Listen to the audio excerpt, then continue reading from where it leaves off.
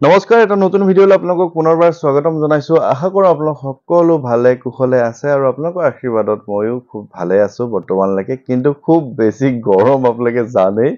যে গোটেই দিনটো ইমানেই গৰম মানে সেইখিনি আৰু মই কোৱাৰ কথা নাই আপোনালোকে নিজেই জানে ক'ত কিমান কি হৈ আছে আৰু সঁচাকৈ ইমান গৰমত আচলতে কিছু অসুবিধাও হয় আমি যিহেতু ব্যৱসায়ী দোকান বজাৰ চলোৱা মানুহ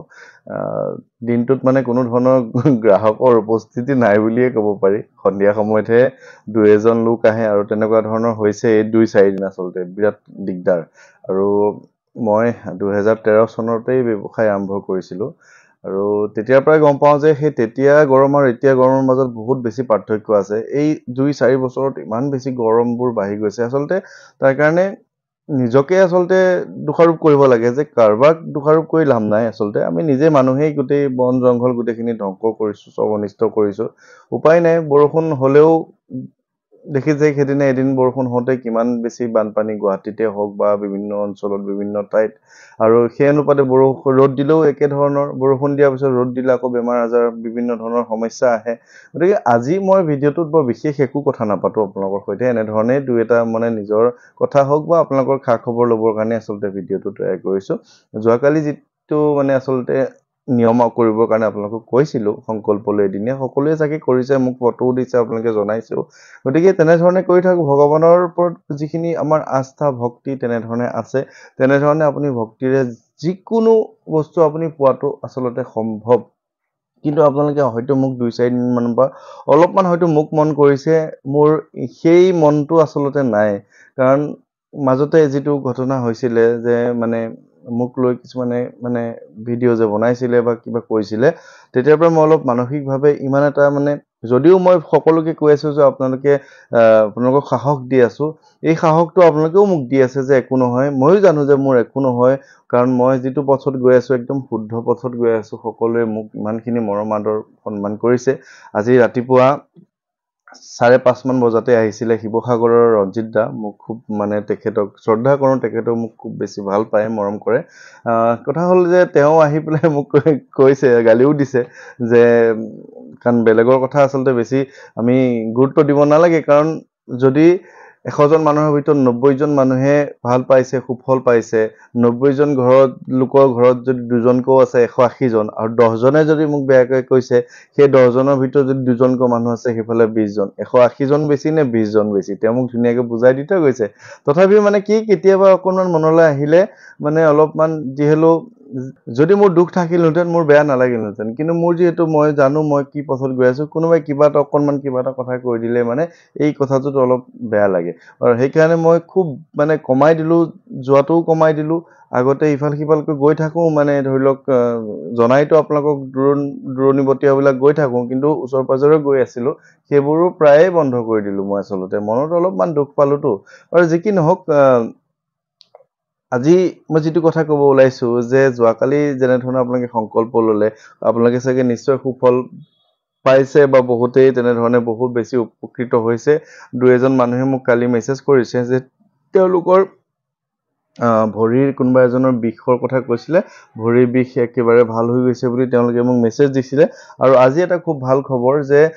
অক্টোবৰ মাহতে মোক এজন গুৱাহাটীৰ ভাইটিয়ে মেছেজ কৰি থৈছিলে তেওঁ মানে বেংকৰ এক্সামিনেশ্যন দিছিলে আৰু তাৰ কাৰণে তেওঁ মানে প্ৰথম পৰ্যায়ৰ পৰাই মোক মেছেজ কৰি আহিছিলে যে প্ৰথম প্ৰিলিমিনাৰী পাছ কৰিলে প্ৰিলিমিনাৰী পিছত তাৰ নেক্সট ষ্টেপটোৰ কাৰণে মোক মেছেজ কৰিছিলে সেৱা ল'ব দিছিলে মই ভইচ মেছেজো তেওঁক কৰি থৈছিলোঁ আৰু তেওঁ আজি মোক ক'লে যে তেওঁ ষ্টেট বেংক অফ ইণ্ডিয়াত চাকৰি পালে ক্লাৰ্কৰ গতিকে মই কৈছোঁ মিঠাই খুৱাব লাগিব গতিকে এনেবোৰ কথাই খুব বেছি মনটো সাহস দিয়ে মনটো খুব ভাল লগাই আচলতে সেইকাৰণে মই মানে নিজে যে জানো আচলতে মই কি কৰি আছো গতিকে মই মানে পটককে ইমান হেৰি নহওঁ তথাপিও মানে এই এটা কমেণ্টৰ কাৰণে মানে মোৰ মানে কোনোবা সময়ত বেয়া লাগি যায় সেইকাৰণে মোক ঘৰতো গালি দি আছে মানে কাৰণ মই সেই অৱস্থাত নাই মানে আগৰ নিচিনা অলপমান মনটো ডাউন কৰি থাকোঁ আজিকালি যি কি নহওক মই এই গৰমত আচলতে ইমানবোৰ যাত্ৰা কৰাটো এতিয়া অসম্ভৱ হৈ পৰিছে দিনততো সম্ভৱেই নহয় আপোনালোকে দেখিছে গাড়ীৰ ভিতৰত গ'লে এচি থাকে সেইটো এটা বেলেগ কথা কিন্তু তাৰপিছত যে এই দীঘল কুৰ্তা পিন্ধি ধৰি লওক বা ধুতিয়ে হওক বা কুৰ্তাৰ যিটো পেণ্ট পিন্ধি বহু সময় ধূপ ধূনা বা তেনেধৰণে গৰমত কাৰণ ফেনো দিব নোৱাৰি সেই সময়ত অকণমান অসুবিধা হৈছে যাৰ কাৰণে মই যোৱাটো মানে অলপ দিনৰ কাৰণে স্থগিত ৰাখিছোঁ আচলতে। তাৰ মাজতো মানে কি হয় যে বহু লোকৰ কিছু কথা আৰ্জেণ্ট থাকে, বহুতে বহুত আশাৰে বহু মানে তেনেধৰণে যে আশাৰে নিমন্ত্ৰণ কৰে, সেই তেনেবোৰ কথাক মই আচলতে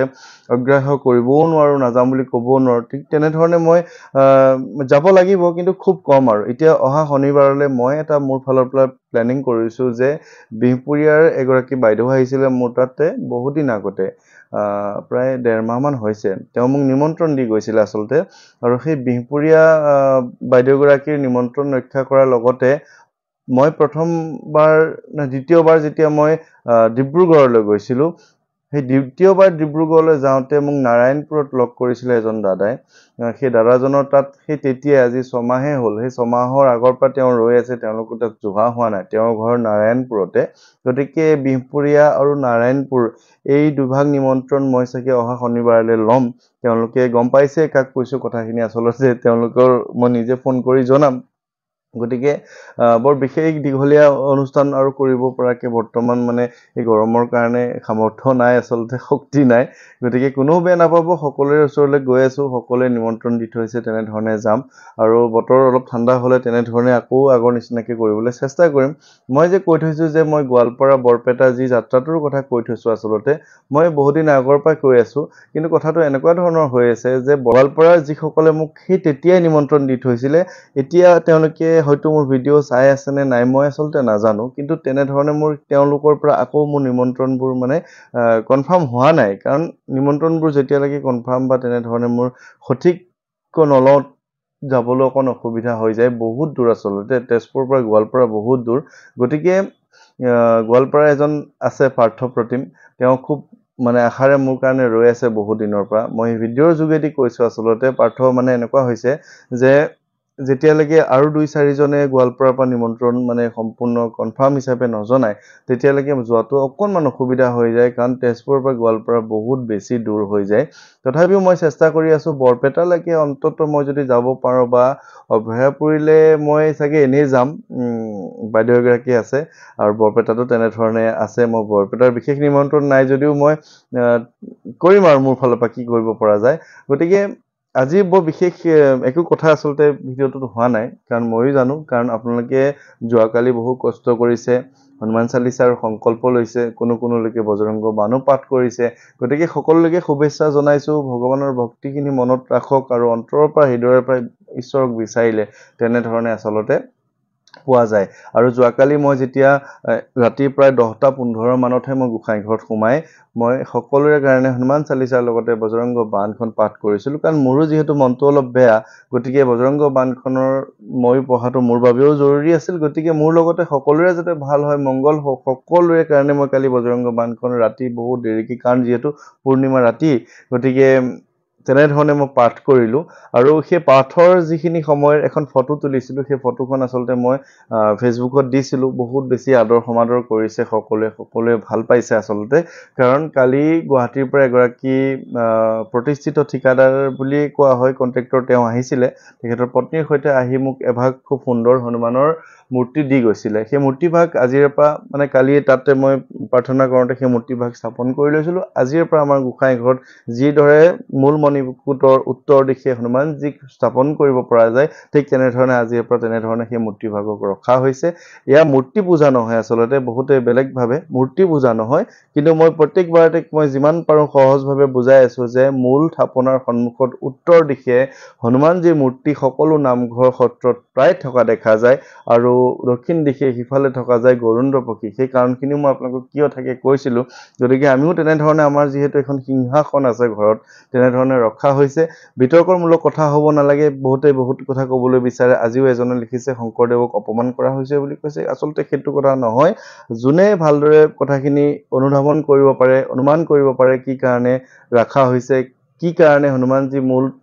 থাপনাৰ সন্মুখত থকা হয়, এই গোটেই কথাখিনি যদি আপোনালোকে বুজি ল'বলৈ চেষ্টা কৰে, তেতিয়া আচলতে সহজ হৈ পৰে। আৰু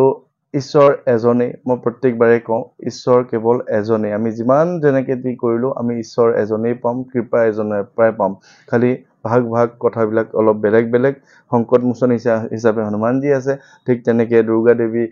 আছে বেলেগ ধৰণৰ দুষ্টক দমন কৰাৰ কাৰণে দুৰ্গা দেৱী আবিৰ্ভাৱ হৈছিলে ঠিক তেনেধৰণে গোটেই কথাবিলাক আধ্যাত্মিক কথাবিলাক তেনেকুৱা ধৰণৰ গতিকে আজি বৰ বিশেষ দীঘলীয়া নকৰোঁ আজি এই টি চাৰ্টটো পিন্ধি আছোঁ আচলতে ৰাতিপুৱা সেই যে মই কৈছিলোঁ 5:30 বজাতে ৰঞ্জিত দা আহিছিলে ৰঞ্জিত দাই এটা কিবা উপহাৰ পেকেটত দি গৈছিলে চালোঁ এটা খুব ধুনীয়া মানে মানে গেঞ্জিৰ নিচিনা এটা দিছে আৰু এইটো ইয়াতে তেওঁ মোক উপহাৰ হিচাপে দি গৈছে পিন্ধোতে খুব ভালেই লাগিছে আচলতে মই নিজে চাইছোঁ গতিকে ধন্যবাদ জনাইছোঁ দাদাই খুব বেছি মোক সাহস দিয়ে বহুত বেছি মৰম কৰে গতিকে তেওঁলোকৰ শ্ৰদ্ধা নিবেদন কৰিলোঁ আৰু সকলোৰে কুশল মংগল কামনা কৰি আজিৰ এই ভিডিঅ'টো ইমানতে সামৰণি কৰিছোঁ আৰু খবৰ খাতি দি থাকিম আৰু আপোনালোকেও লৈ থাকিব ভালে কুশলে থাকিব ধন্যবাদ